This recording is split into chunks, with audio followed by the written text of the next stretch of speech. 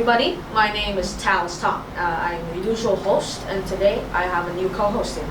Hello everybody, I'm Michael in from 5B. I'm the new co-host now, and today I've with us a special guest is Miss Jackie Low. Hello everybody, I'm Miss Jackie Low. Nice to meet you here.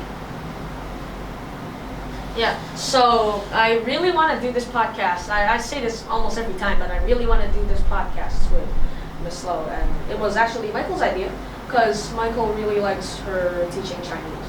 Okay, right? Yes. So today, of course, and there's also something called really interesting stuff I want to talk about with Miss Low. I guess doing this podcast, my mission is to know every teacher, know their secrets. But yeah, so as you've told us at many classes, I guess, you've been SJC for at least 10 years now, right?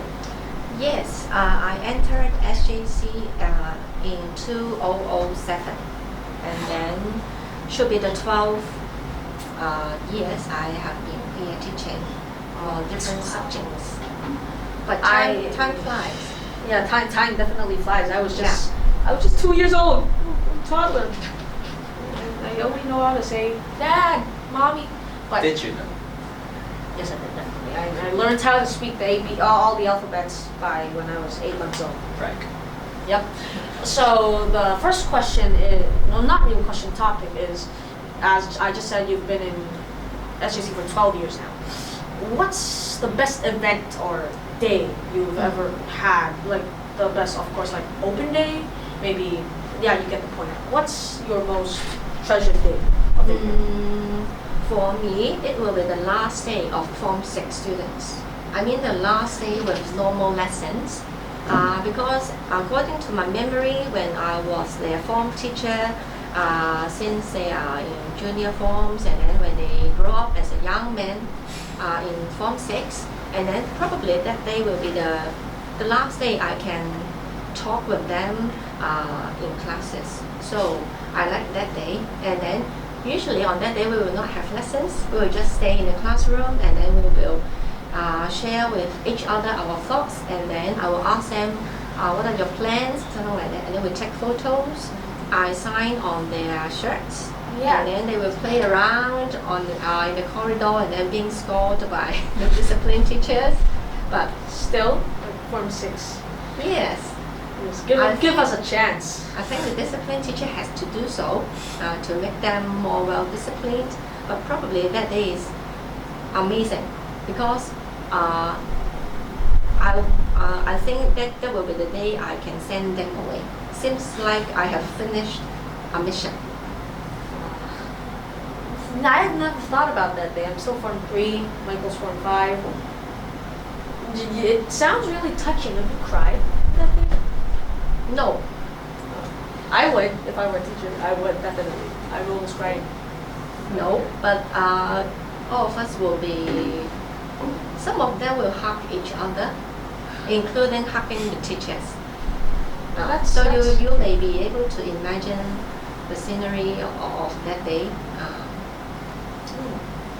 So, that day, like, have you ever had, like, how many times have you been Form 6, like Form 5, Form 4, Form 5, Form 6 class teachers? I forgot, but for several times, maybe. I have been the form teachers of some elite classes and being the form teachers of some remedial classes, so-called remedial, but in some sense they are pretty capable. So, you want to say the next topic, Michael? I just wanted to ask, you've been the class teachers of remedial classes and elite classes. What would you say the biggest apparent differences between the students are? In my mind, they are the same, but in some aspect, like the degree of attentiveness or maybe diligence, somehow they are different, I think. That's a big difference. because sometimes, as Miss Low, you know definitely, you teach me this year Chinese, so, and we are Form 3, probably the most naughty form for every year, probably, because when you get to Form 4, 5, 6, you're probably attending the class because you need it. You need the material, you need the content, you need to go for DSE. So, yeah, and I just said you teach Chinese and integrated humanities? Yes, but actually it is not very strange for me to teach two subjects, Chinese and integrated humanities, because when I first came here, I teach music and Chinese history as well. And then I teach liberal studies as well. Chinese history is logical, because normally if you're a Chinese teacher, you teach Chinese, you teach putonghua, which you don't have that, but it's fine. You teach putonghua, Chinese, and Chinese history. That's most Chinese teachers. Yes. Especially in lower forms. But why, what, music? Yes. Music? Yes, because when I first came to this school and then the principal asked me, other than Chinese language subject, so are you willing to try to teach other subjects? And then I give him some certs. And then he said, I think you're able to teach music. And then he said, and that's why, okay, I accept the challenge. And then I replied to him. And I also told him that I'm willing to try to teach liberal studies as well. It stopped in 2009, Form 4. And then the experience is really good, but now I did not teach liberal studies anymore, but it is a very good experience to teach this subject. Very different one from Chinese. Yeah. May I ask how long have you taught music? How long? Maybe 7 to 8 years. Seven. Because I thought Mr. Cheng was the music teacher. Like, yes, everyone knows in this school. Mr. Cheng is the music teacher. He only teaches music. Only. So, because my music panel has had changed from Miss Cheng to Miss Chiu to Mr. Cheng. Oh. So 3 panel heads for me. Oh, so you're like Mr. Lam, who just left our school. You're like, you go to classrooms and teach music. Yes, and I will go to music room and play the piano. Oh, you know how to play the piano? Yes, this is a basic requirement. Or else, how can you teach the boys how to sing? I've talked about this before with, I think, the episode with Kenneth. I don't know any music instruments. I don't know how to play anything. But just back to the topic, Chinese and integrated humanities, it's still a weird combination, especially when you also taught music and liberal studies. Liberal studies and integrated humanities are similar, but still, why? What subjects did you pick as when you were in secondary school? History, geography, economics. Oh, so 2 for 1 with IH and Chinese. But were you thinking of being a teacher? No. When I was small, I want to be a fashion designer because I like drawing and then I like designing clothes. And then I told my mom that I would like to go to study in the Polytechnic University because we've got the fashion and textiles, something like that, a degree named fashion and textiles. And then later on, when I studied in senior form in college, I would like to say thank you to 2 of my teachers, my history teachers and my geography teachers, because both of them gave me a chance to explore a lot in these 2 subjects. Like world history, I know a lot from the textbooks, and then what she demonstrated in the classroom were really amazing. And then for my geography teachers, she aroused the interest of physical geography for me. I mean, because there are different types of geography. Physical one, urban ones, and then she always brought us to the different environment and so into physical geography is like mountain. Yes, somehow like geology. I get it now. Geology, you investigate the rocks. And then she gave me the rocks, and then asked me, Jackie, what's so special about this rock? I still remember that is a very a black rock, like that big, just like a shell. And then she told me that was from Himalayas, at the top of the mountain. And then she told me that actually many years ago, it was an organic matter. And then I was really amazed because for that kind of animals, it was supposed to be found deep under the sea rather than on top of the Himalayas. And that's why I tried to read a lot of reference books, and then this probably aroused my interest.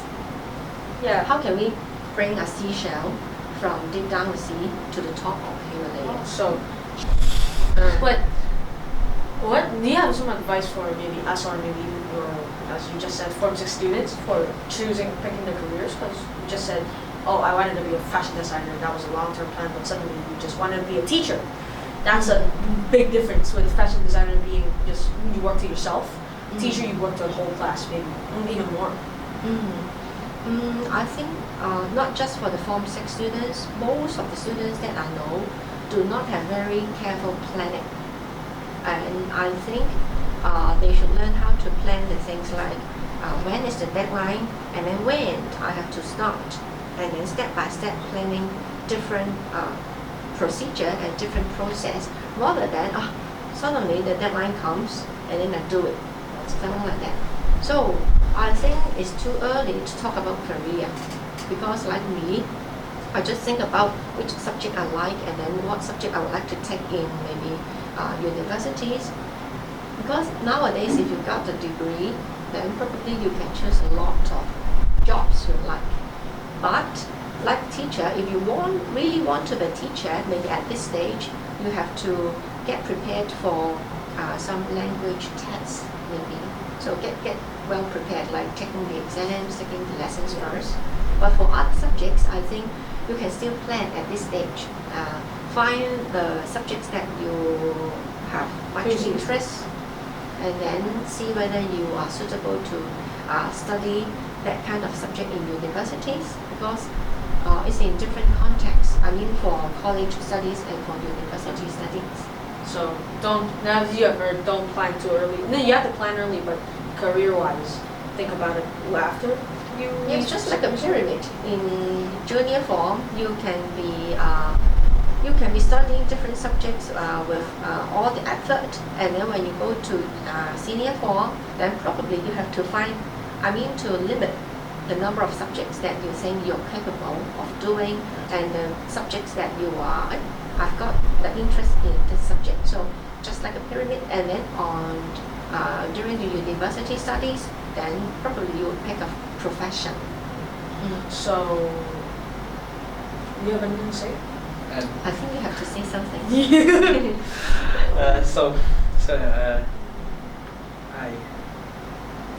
Maybe it's like a reading, but it was unclear to me that you wanted to be a fashion designer, but yes. But in the end, what actually inspired you to be a teacher? Maybe it will be the two teachers that I've mentioned just now. My two teachers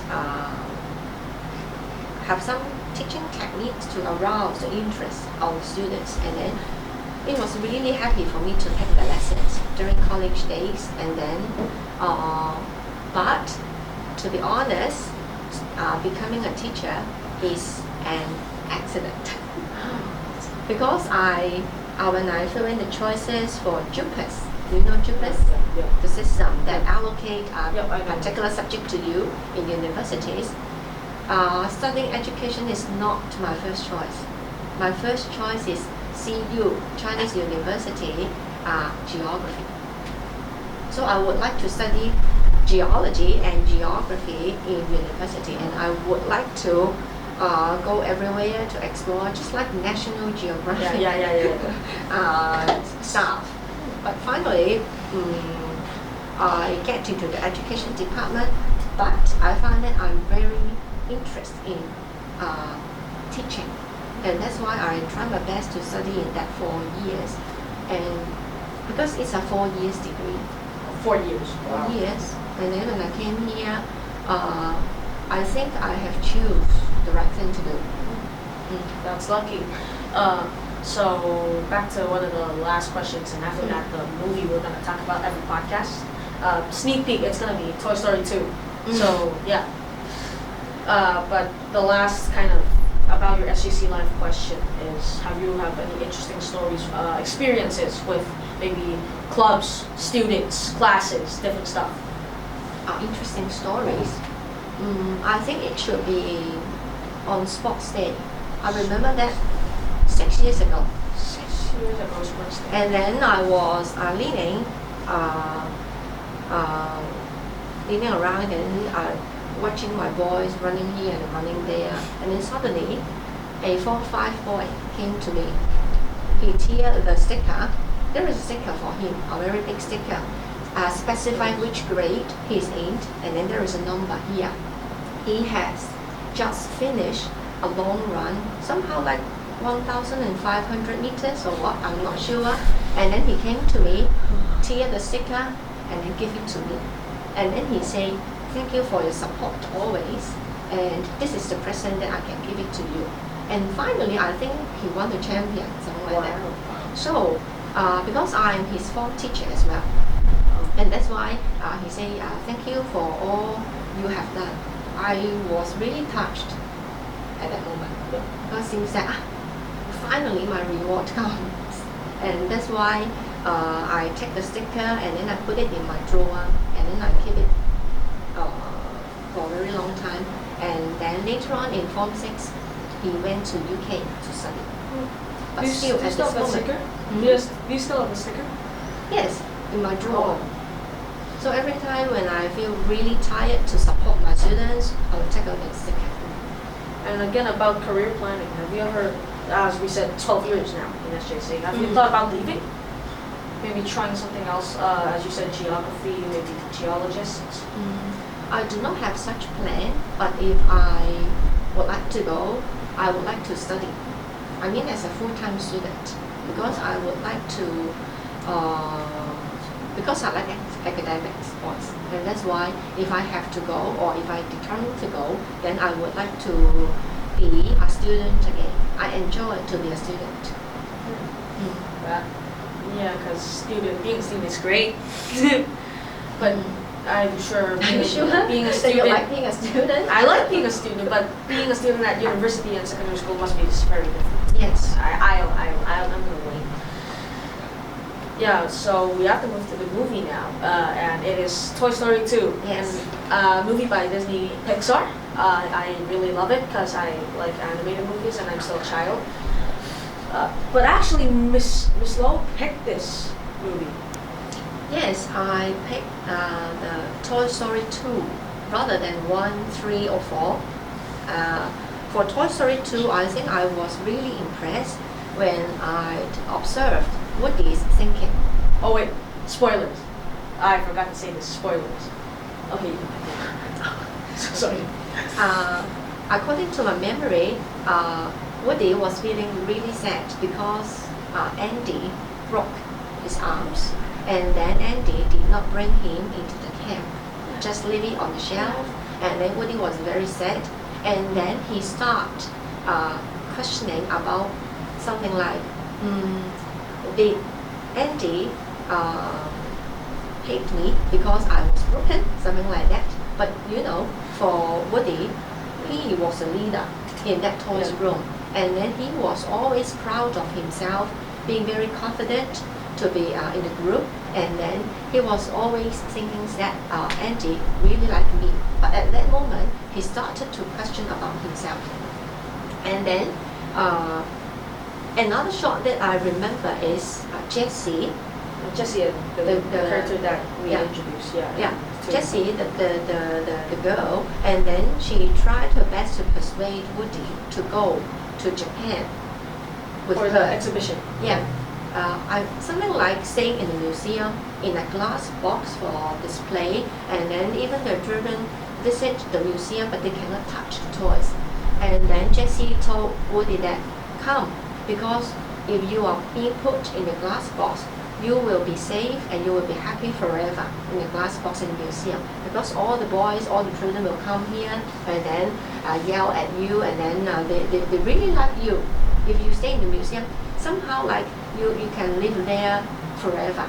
You will not be able, you may not experience something like you will be being abandoned by your owner, something like that.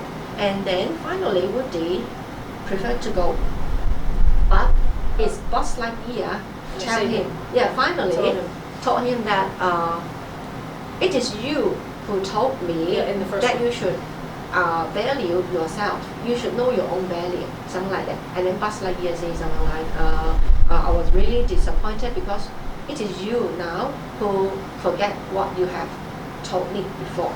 So, how come I like this episode? Because I think it's very important for an individual to know your own value. That's as a toy. You should stay with the children, right? Rather than staying in a glass box and then being worshipped by different people. So you should be in touch with the children. So that is the value of a toy.